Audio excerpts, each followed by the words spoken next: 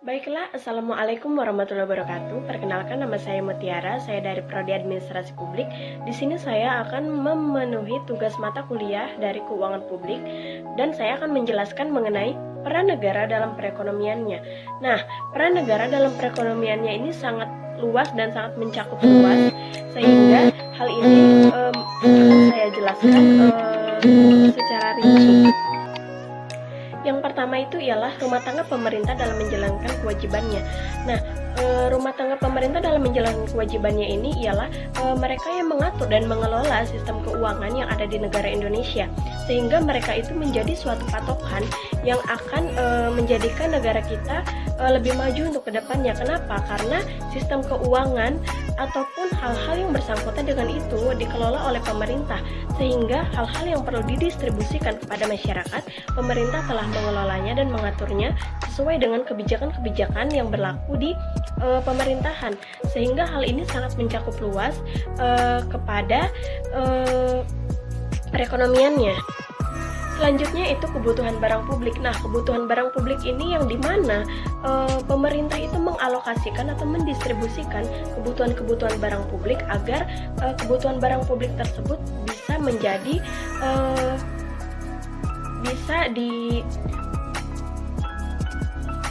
bisa dinikmati oleh halayak banyak atau masyarakat luas. Contohnya itu seperti misalkan kita dalam sistem pemerintahan, dalam pengelolaan keuangannya, mereka mengelola keuangan dan mereka mendistribusikannya untuk membuat jalan. Nah, jalan tersebut ini akan digunakan oleh masyarakat luas ataupun warga negaranya, sehingga mereka dalam sistem perpajakan, mereka setelah membayar pajak, mereka dapat menikmati apa yang mereka bayar.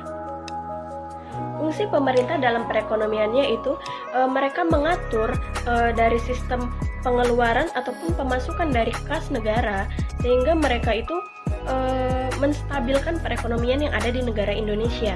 Jadi ketika kita memiliki dana di suatu negara, maka di negara tersebut kita harus ataupun pemerintah harus dapat mengelola keuangan tersebut agar dapat dikelola dengan baik.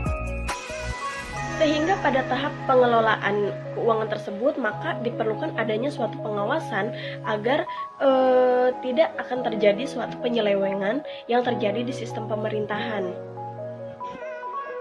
Nah, yang selanjutnya ini ialah merupakan kebutuhan barang publik. Kebutuhan barang publik merupakan kebutuhan yang dimana pemerintah memberikan suatu pelayanan kepada masyarakatnya agar mereka dapat menikmati hasil dari ketika mereka membayar pajak. Contohnya itu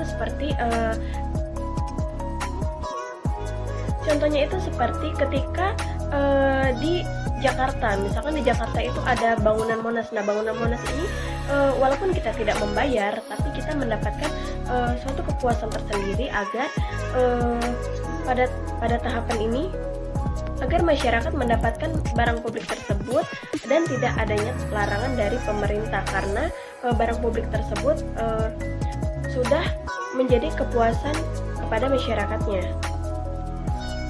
Dan dalam fungsinya tersebut, pemerintah harus memberikan kebijakan-kebijakan agar apa yang diberikan dari kebijakan pemerintah tersebut dapat didistribusikan kepada kalangan masyarakat dengan baik agar tidak dapat terjadinya penyelewengan yang ada di dalam masyarakat tersebut.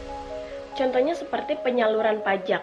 Nah, penyaluran pajak ini ialah wajib ditaati oleh masyarakatnya, sehingga masyarakat membayar pajak kepada pemerintah dan pemerintah mendistribusikan atau mengalokasikan pajak tersebut untuk dalam rangka pembuatan jalan, pembuatan jembatan, dan lain-lainnya, sehingga hal ini dapat dinikmati oleh sesama, oleh masyarakat maupun pemerintah. Jadi kebijakan tersebut mesti ditaati oleh masyarakat, sehingga masyarakat pun akan mendapat kepuasan dari kebijakan pemerintah tersebut. Dalam hal ini, pemerintah senantiasa berperan sangat penting terhadap perekonomian yang ada di negaranya, sehingga negara itu dapat berkembang ketika pemerintah mampu mengelola keuangan tersebut dengan baik, sehingga apa-apa yang mesti didistribusikan oleh pemerintah dapat dinikmati oleh kalangan banyak.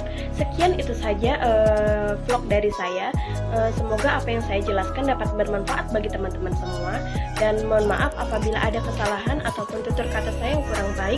Wabillahi taufik wal hidayah. Wassalamualaikum warahmatullahi wabarakatuh.